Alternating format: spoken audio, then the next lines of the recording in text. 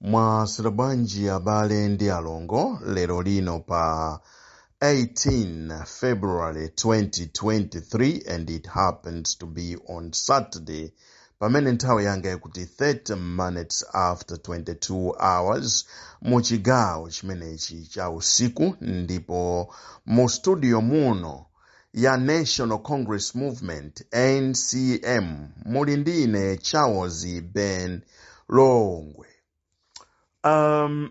Audio imeneyi yanditengera mwina mwake 4 days kapena 3 days ndi kuipanga ikulephereka kuipanga chifukwa kuti uthenga uli mene musowa masewera yayi ndi katundu mzito.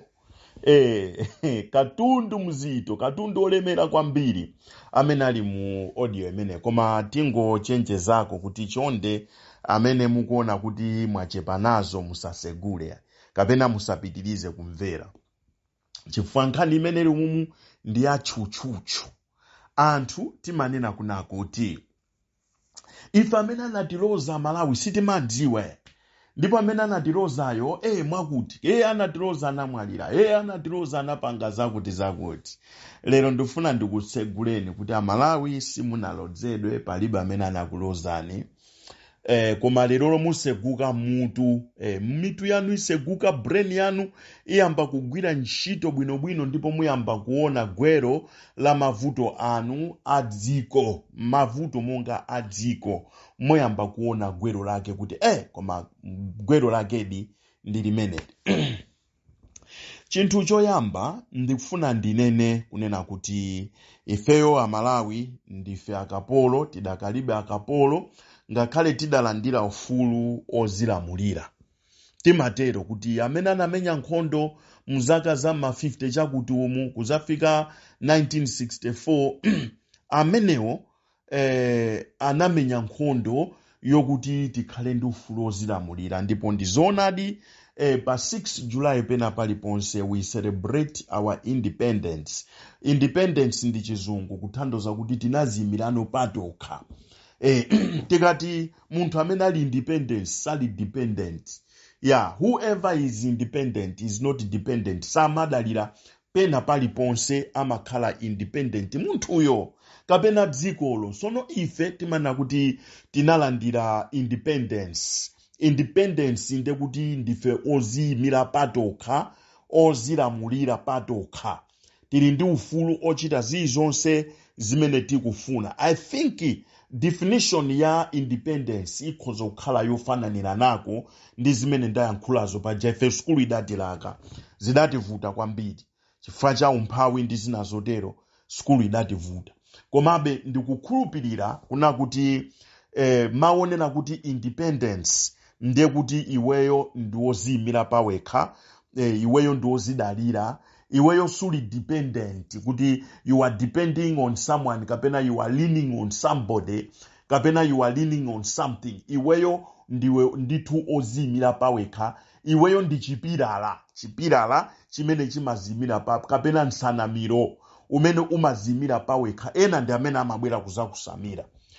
Akamakusamira sumagwanso ya chifukwa uli independent, iweyo sudalira china chilichonsecho. Mwayiona imeneyo. Kapena pali nyumba zina za round zimene zimamangidwa mwa round, nde pakati pa nyumba pakatikati pa nyumbapo amayikapo timati chintengo kama tichani tinake ndaliwala chimene chimayimisa denga, kunyamula denga. That is being independent. Iweyo ukunyamula zinthu, sukudaliranso kuti kubwereso mitengo ina inyamule chinthu chiya. Iweyo uli independent ndithu kuti olotambali tititagwa iweyo sungagwe. That is independence. Nde ife akuti tinalandira ufulu ozilamulira mu nthawi ya achina Otto Chirwa, achina Hastings Kamuzubanda, achina Muwalo, achina Dunduzu, achina onsewa awa, achina Gadama, chanchan akuti anthu amene wanamenya nkhondo yophwanya chitaganya cha azungu kuti ife tikhale anthu amfulu. Koma pali chinthu china chimene ndifuna ndichilongosole chimene chinachitika. Anthu wamenya nkhondo bwinobwino, mphamvu kwa azungu kujala ndadi zachitika, ndipo azungu ajapereka boma kuwasira chaini achefe kuti boma lanu ndi limeneli. Ndipo talitenga boma lija ndikunena kuti sopano talandira ufulu ozilamulira. Mwayiona immediately zimene zitangochitika anthu aja amene anali timu imodzi amene amati akuphwanya chitaganya kulimbana ndi azungu anayamba kusakana okhaokha, kumayamba kusakana mpakana kumaphana. Ndifake mukamva kuna kuti mu boma la Dr. Hastings Kamuzumbanda ambiri anaphedwa. Iwo amene anadzuka kumenyana ndi azungu, kuphwanya chitaganya ndi zina zotero, anayambanso kusakana okhaokha malo moti anene kuti abale tamenya nkhondoyi, let us count our blessings together.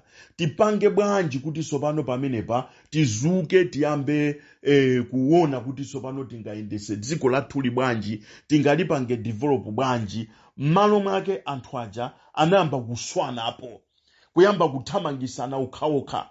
Zimene azungu samnachite iwo anazichita. Mwayiona imeneyo mpakana kuzafika zaka 31. Zaka 31 zimenezo tinazazindikirabe kuna kuti ife sitili mu ufulu weni umene timaufuna yayi. Ndipo kunapezeka kuna kuti ena anadzuka ngati Dr. Bakiri Muluzi, achina Chakufa Chihana, achina Kamlepo Kaluwa, achina Dumbo Lemani ndi ena wotero. Anadzuka anthu aja, achina Brown Pinkanjira, if I'm not mistaken, anadzuka pena mango join aso nkati mungati sindikulakwisa. Anadzuka anthu amene aja ndikuyamba kuona kuti tikufunika kuti mudziko mwathu mukhale democracy. Mabishop ndi amene anayambirira Roman Catholic kunena kuti dziko mukhale democracy, kuyamba kulemba makalata kuwatumiza machechi onse a Roman Catholic kuti awerengedwe akhristu a Roman Catholic adziwe kuti mudziko mukufunika revolution. Mwayiona imeneyo. Ndipo zinathekadi kuna kuti ife a Malawi tinapezeka kuti tavotera democracy mpaka na democracy prevailed. Ndipo kuyambira pamene tinatenga democracy kuzafika lero lino patha zaka 20 chakuti. Ndipo pa zaka 20 chakuti kandi 27 kandi 28 we still realize kuti no, ufulu uja sidalandire yayi. Ife ufulu umene uja tilibe. Ufulu sukuoneka pena pali ponsepo. Nawo tikubweranso ndi ina sopano panopa.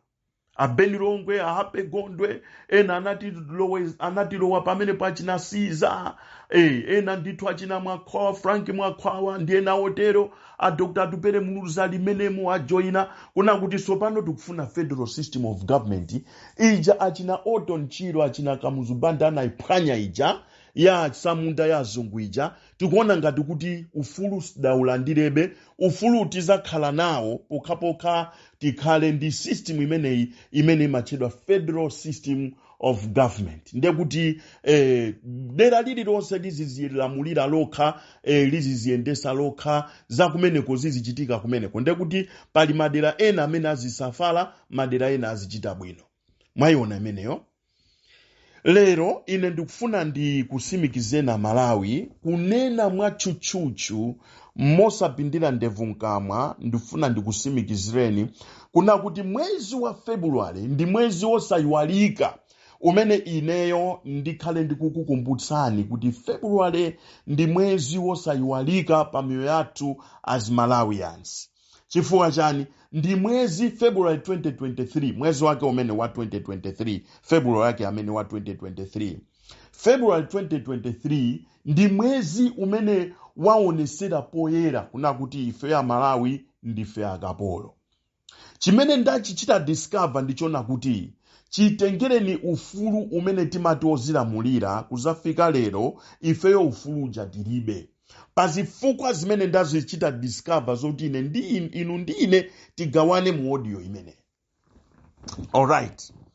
Zikuonesa kunena kuti pali chinthu chimodzi chimene tinalephera kuti tichitenge kuchoka kwa azungu. Nde mphamvu. Mphamvu kapena kuti authority. Authority tinalephera kuitenga. Tinatenga udindo wa upresident. ndikukwanisa kuwathamangisa azungu ndizazoti koma authority imene azungu ali nayo kapena mphamvu imene azungu anali nayo mmene amalamulira dziko lino mu nthawi imene ya usamunda kapena mu nthawi imene tinali mukoloni yawo kapena tinene kuti when we are colonized by them by the British, mphamvu imene yo yakulamulira kapena ya authority imene justida itenge. Instead, anthu ajanatisira spirit of confusion. Chifukwa titatenga mphamvu kapena titatenga ulamuliro kapena titatenga zimene timafuna kuti titenge udindo tizizilamulira tokha ndi zina zotero, tinayiwala kunena kuti titengenso tizichoseretu totally from depending on them. Ndiye tinapezeka kuti mpaka na lero we are still depending on them. Ndiye zimene anapanga mzungu anati dziko lanulo tengani komano iniyo simuzapanga china chilichonse mdziko mwanumo without us ifeyazo. Ndifanyake lero lino tikukhalabe pampani onena kuti dziko lathu silingayende budget ina iliyonse imene imapanga pass chitengereni ufulu ozilamulira. Ndiye kuti mzungu amayenera kuti alowepo apereke donation yona kuti tiyendesere dziko. Now donation yawo ija ndikuchuluka kumene anthu fetachuluka pa dziko, donation yawo ija sikugwira pena paliponse.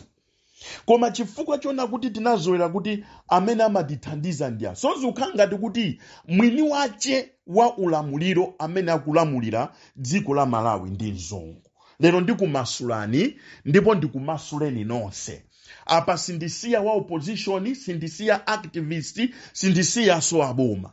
Apa ndimasule kwa wina aliyense amene ali nzika za Malawi. Ino amene mulibe chipani, ino amene muli ndi zipani, inu amene muli ma activists omenyera ufulu, inu amene muli mboma, amene muli kunja, ndikufuna lero lino timasulane kunena kuti tidziwe chindunji chenicheni chokuti chodziwika bwino ndichona kuti ife tidakali akapolo azungu ngakhale ena ake adatinamiza kuti iwowo adatenga ufulu ozilamulira ona kuti ife tizizilamulira patoka. Chitengereni ufulu umenewu timati ozilamulira kuzafika lero tokha tikulephera kulamulirana. Pa ufulupo tikukanika kulamulirana, tikukanika kulolerana.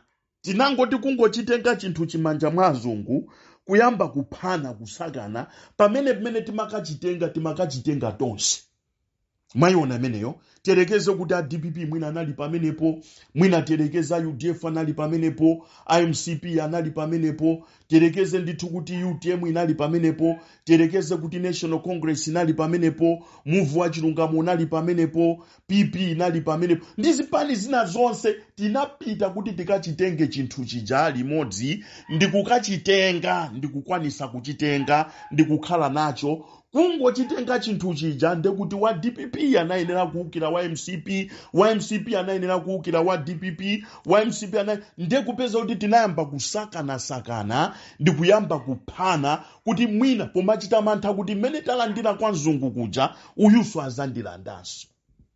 Mwayiona ufulu mmene timaufuna uja sida upeze chifukwa nonkhanza zija zachoka kwa azungu zabwerano pakati pathu penipeni ndipo mzungu watenga makii amuchani mutinene kuti mu stores kapena watenga makii amu bank, watenga makii amu kesha room kapena mu office ya kesha, watenga makii ali ndiyeyo. Ndikuna kuti china chilichonse mukamafuna kuchita muzindipeza ineyo ngakhale kuti mwatenga maudindo watakusirani koma napa nkhani ya ndalama pokha ife kusirani zimene zitinyamula. Ndiye mpaka na lero mwini wake wa dziko la Malawi adakali mzungu, ndipo ndikuuzani zifukwa zake zomveka bwino kwambiri kutsogolo kwa audio imene. Kuyambira pamene postida mvane mpaka na pamene timanena kuti zaka 31 akamuzubanda mwatilamulira mwankhanza pano tufuna democracy. Ndikutenga democracy ija ndikupeza kuti anthu amene amamenya against chipani chimodzi kumamenya ufuluti ayi chipani chimodzi chigwe chipani mpaka na lero ife abeni Longwe tikuti ife ndiomenyera ufulu wake uti popeza tinaulandira ufulu mu chaka cha 1964 pamene pali funso ayo omenyera maufulu omenyera so maufulu amene tikumenyerawo nde ati popeza ufulu tinaulandira mu chaka cha 1964 ndipo 6 July ina iliyonse ya chaka chichonse timakhala liwe tikuchita celebrate kuti ifeyo tinandira ufulu ozilamulira pamene ufuluwo tikuumenyerabe sitidaulandirebe tilibe ufulu. Chimene chimachitika ndi ichi: zaka 31 tinaona kuna kuti sitili mu ufulu ndipo pakufunika kuti pabwere democracy, ndipo anyamata anabwera limodzi anthawi imeneyo, a Dr. Bakili Muluzi, achakufa Chihana, akamlepo Kaluwa, Dumbo Lemani ndena oterowo kulimbana ndika muzubanda, kuphatikizapo mabishopu kulimbana ndika muzubanda kuti tufuna democracy. Ndipo tinandira democracy ndi imene so antailandira. Let us see what happens.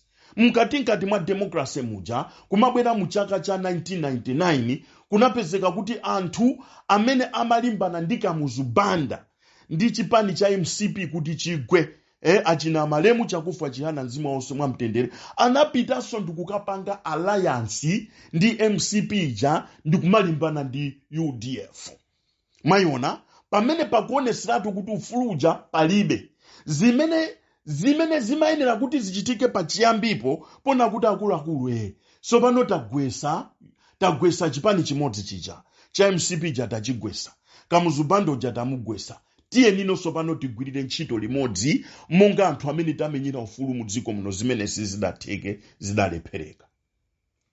Kuyambira nthawi imeneyo Kamuzu atatenga dziko kuchoka kwa asamunda azungu kuzafika mpaka na lero palibe vice president amene anagwira ntchito bwinobwino ndi president wache ndi kumaliza popanda zifukwa, pokapoka vice president amene angokhala chete asamayankhule asamagwire ntchito ina iliyonse mpaka na lero lino as I'm speaking.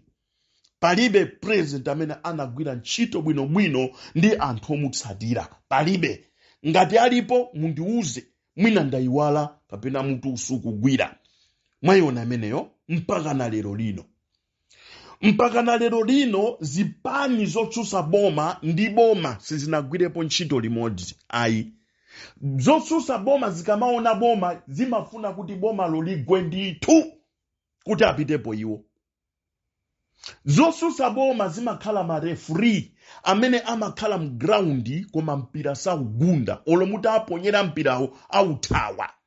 Ukasewera bwino mu ground imo sayimba wiso kuti awo Beni Longwe wasewera bwino mpira mwamuona amene akusewerera kuti wiziro pyo kukuyamikira kuti wausewera bwino mpirawo.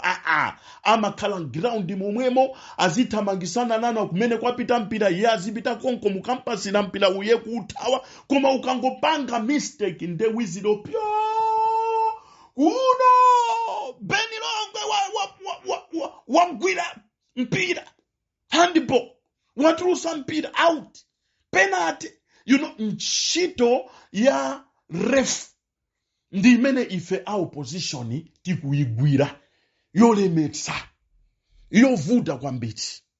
Unfortunately dziko la thuli likusowekera tonsefe kuna kuti tilikonze osati munthu mmodzi.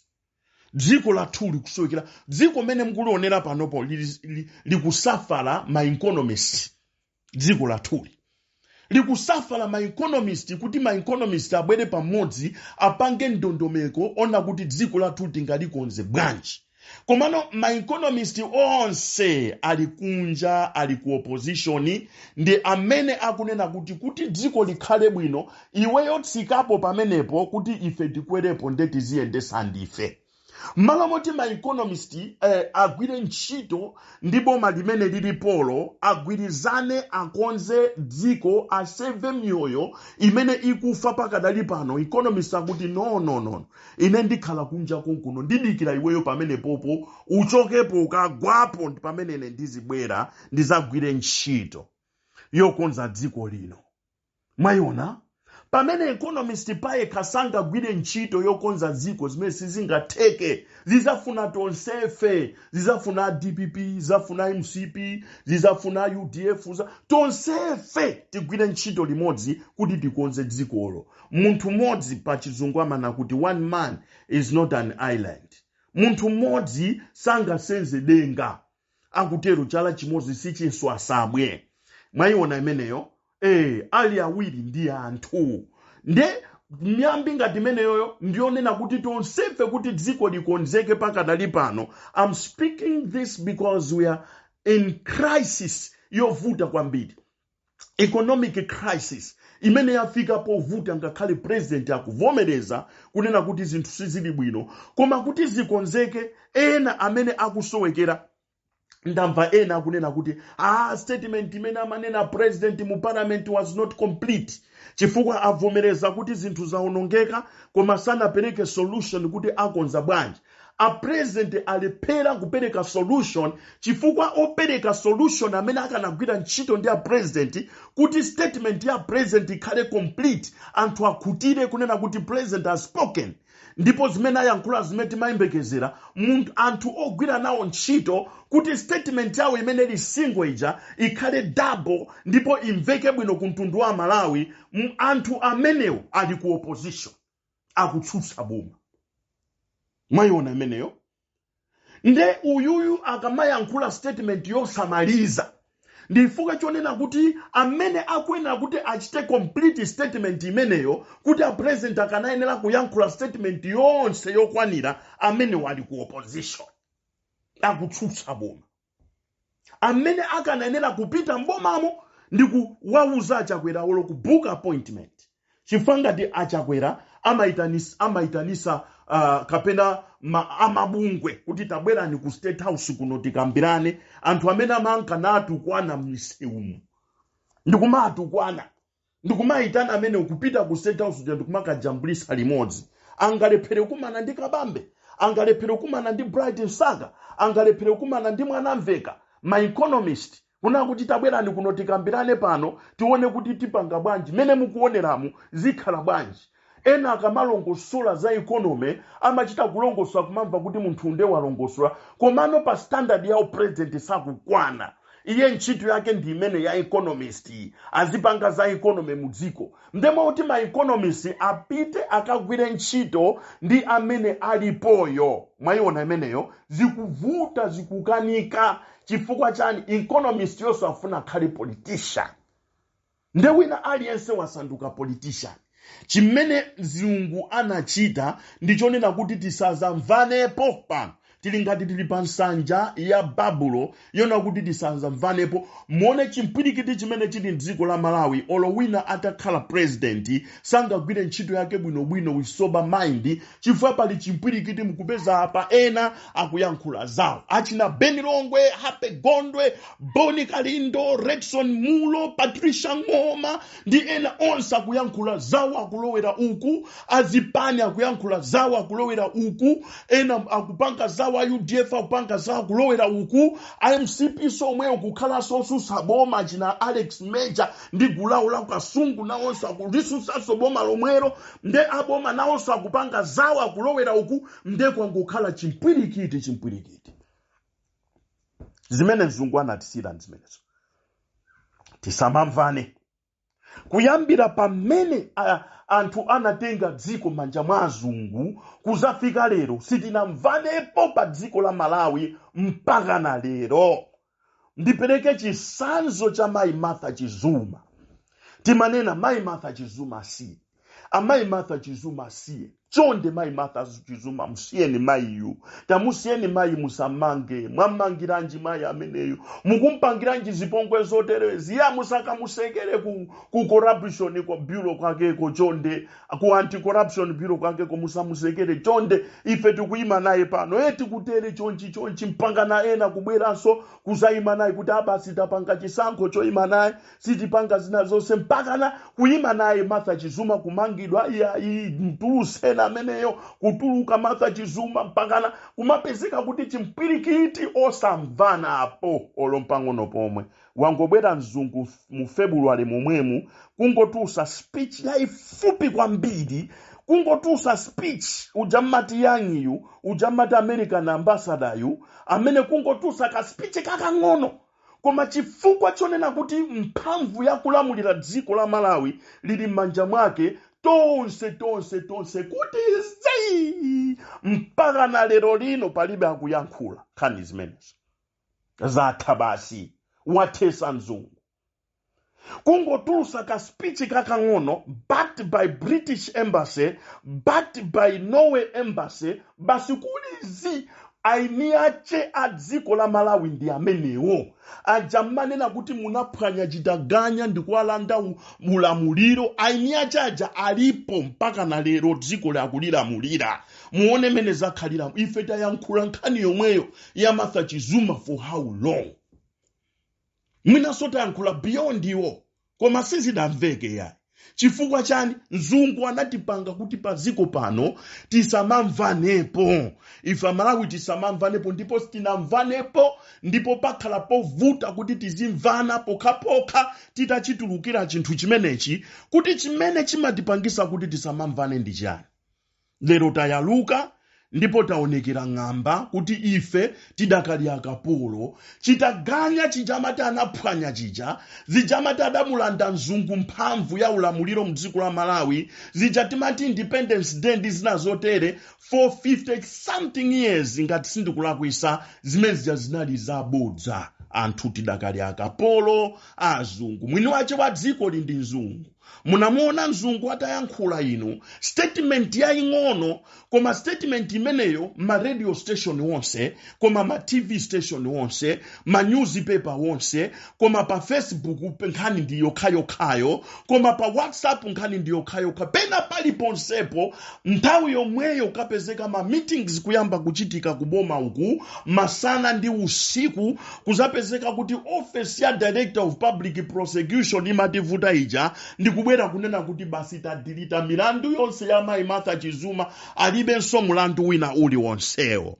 Ife ma activists ndepa social media kuyamba kumutama mzungu ndi kumpembeza ndi kumulambira kuyankhula zabwino zonse za mzungu amene watulusa statement mzungu yonso kumamva sobwino kuti mfumu ya dziko lino la Malawi ndine. Anthu taona nimene akundilambiriramu a opposition kumulambira mzungu kumutama koma ndifuna ndikuze na china Agape Kombe achina Malata na Esera kupanga press yawo press briefing ndikuyankhulako kuti yaya chakwera bwanji mwatenga amene wamwatumize kwao koma anatukwanidwa akanadziwa kuti mwini dziko ndi mzungu amene wayankhula chinthu chona kuti mpaka na wina aliyense bow down kuyambira aboma kufikira aku opposition mpaka na ma civil servants machanawa ma SCOs onse kugwada pansi ndikulambira achina Agape Kombe Sakana erekeza kupanga press briefing imene ija akanazindikira kuti wayankhulayo ndi mwini wa dziko ndipo sungasusane ndi mwini wa dziko timasusa chakwera koma mwini wa dziko justingamususa amene uja chifukwa wayankhula kwa akapolo ndikukuopyezaniso kunena kuti if you don't go ku ma demands athu, you don't do our demands, ife yoti kupasani ma sanctions ndikukubanani kuti musabwere mziko la ku America kapena Britain kapena Norway kuna kulikonse koma kumuchemerera mzungu kuti osadziwa kuti umene ndio ukapolo mukamamva kapolo ndi amene yo ali mukapolo akaopyezwa ndi mzungu machita kuziwa kuti apativutikadi chifukwa mwini wake wa dziko amene akulamulira ndi mzunguyo. Ngati ndikunama nditsutseni ine pano ndikufanthamula ndikufunyulula chilungamo chonse. Tiye tioneni kuti Martha Chizuma wapanga chani? Nothing. Mwaiona? Takwera imene ya Martha Chizuma chifukwa mzungu alikumbuyo kwa Mai Martha Chizuma mwini dziko alikumbuyo kumeneko. But what is it that Martha Chizuma has done? Nothing. Nkhondo ya Zune Sata ikuchoka kuti ku Britain konko. Zune Sata manga alipabero akupanga ma business yake, things like that. Sadamange. Amai Martha Chizuma apanga each warrant of arrest yomanga Zune Sata kuchoka ku Britain. Hai, sana bange. Maiona? Chifukwa mwini nkhani nde Zune Sata kumasada pange. Kuma mzungu alikumbuyo kwao. Ndetakwera ya mzungu. Chifukwa mwini wake wa dziko amene akulamulira dziko la Malawi ndi mzungu. ndifake mukapeza kuti pa budget ina iliyonse ngakhale imene chite pasi mparliament pakadali pano ngati mzungu sakhalapo ndikulowerera kutulutsa ndalama yace ndikuyika pa budget imene festingaende kupita kwina kulikonse. Mwayiona nkhani ndi chani? Nkhani ndionena kuti ndiyipitirize mu audio number 2 nkhani yachi. Ife akapolo mumvesese chimenechi. Mwina mukungotamanda, mwina mukungoyamika, mwina mukungopanga sing songs of praise. Komano you don't know the impact imene muli. Lero ndifuna ndiyankhule kuna kuti Malawi simudalozedwe palibe amene adakulozani. Koma mudziwe kuna kuti muli under oppression. Inuyo ndinu slaves. You are still under slavery. You are captives. Ndinu akapolo. Ndifake mzungu akhoza upangani threat iniyo ndikukhala nje boma ndikunjenjemera koma ndikuchosa milandu yonse ya maizunesa ya mai Martha Chizuma yonse kuti basi tikuchosa milandu imene ife tankhulukira kunja kunonso tonse palibe amene sadamulambire mzungu. Palibe aboma a opposition kumutamanda mzungu kwambiri, ma civil servants kumutamanda mzungu kwambiri, nkhani yake yaying'ono yokuti tikanatha kumvana koma chifukwa choti mzungu amene anatipasa kuti samamvane chifukwa tonsefe tili khwakhwakhwa tilibe chilichonse. Amene watenga chithumba cha dziko la Malawi ndi mzunguyo. Ndifa yake tili ndi migodi mu dziko la Malawi koma sizioneka kuti tili ndi migodi. Famwini wake wa dziko ndi amene amabwera kuzakumba miyala nkumapita naye ndikumaza tikongoza ndalama. Ameneyo akangonena kunena kuti gwetsani kwacha yanu kuti tikuthandize timagwetseratu with an immediate effect. Fande mwini dziko. Tikapanda kulingalira kumene tagwera ndikuzuka ndikutulukako Malawi sazasintha olotita nena kuti tibwere ndi federal system of government. We are still slaves. Tinaphwanya chitaganya nthawi yakamuzu. We are still slaves. Tinabwera ndi chipani chathu cha Malawi Congress Party led by Hastings Kamuzibanda. We were still slaves. We came with multi-party system of government. We are still slaves. And we are saying kuna kuti tibwere ndi federal system of government, we will still be slaves. Chifukwa chani? Mwine dziko adakali ndi makiyi, adakali ndi chithumba, ndipo akutitengera zathu mdziko muno. Sakutilolanso kuti tizikumba tokha ayi. Ndifake dziko lathu likupita pansi. Kukayerekera tinali ndi mgodi kumeneko wa uranium. Koma ndifuna ndikuuze namakumba kumene kuja anali mzungu. Timauzidwa kuti imene ndi sample, tiyamike mfumu Kalonga amene anayimisa those nonsense. Ndikuna kuti stop doing this. Chifukwa kuno kulibe chipatala, kumene mukukumba koso simunamange mpanda, mwala mukukumba ndi wa poison. Taimisa ngati kukukumbidwa mwakuba. Mayona imene. Pamene ifeyo tagwera ndi pamenepo. Ndipo ndifuna ndikusimikizena Malawi. If we don't realize this and come out of this, tizakhala akapolo ndipo tizakhala anthu odana nthawi zonse kumangoloza nazala. Ma economist agawanidwa inu tiyeni zikhalani kunja musiyena amene azigwira ntchito limodzi. Lero we are surprised achakwera kutusa statement yosakwana. Ndikuna kuti yes, ine ndikuvomera this statement is not complete because it does not give a solution. Chifo ogwira nawo ntchito achakwerawo kuti achakwera abwere ndi solution ali kunja akudana so ndi chakwerayo ndipo afuna chakwera achoke pamenepo.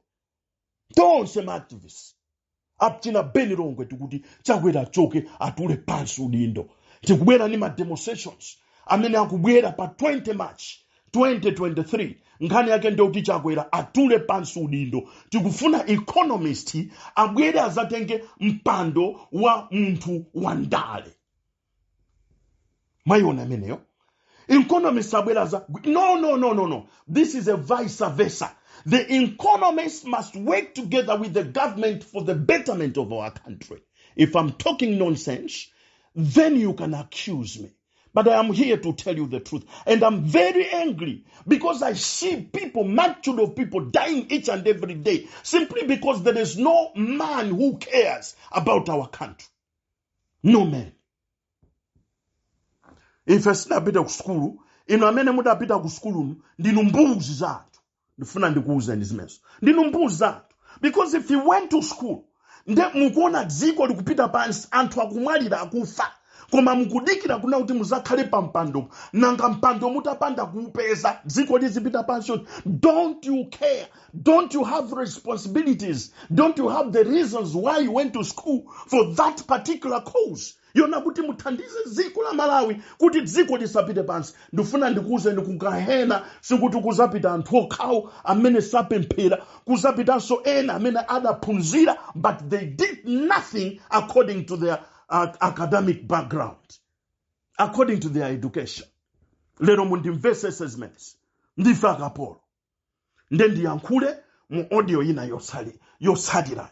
Ndifuna ndimalize nkhani ya ukapolo imene ndithane nayo, ndikambe nkhani zina zimene ndifuna ndiyankhule. Koma chimene chindachimva kuti ndichitulutse ndithu kuti ife ndife akapolo ndithu, muone mzungu anangotusa ka statement kongotusa ali mu office kakang'ono kakafupi, koma ndifuna ndikuuze dziko lonse nali pa standstill. Aboma mitu kuyima kusowa zochita, kuyamba kufufuta milandu. Ifeyo kumuyamba kumupembeza mzungu, kumulambira zina zotero, ena apo opposition kumutamanda mzungu, not knowing kuna kuti mulungu wabweresa scenario yonse kuna kuti tizindikire kumene tagwera, tione ukapolo athu pamene uli.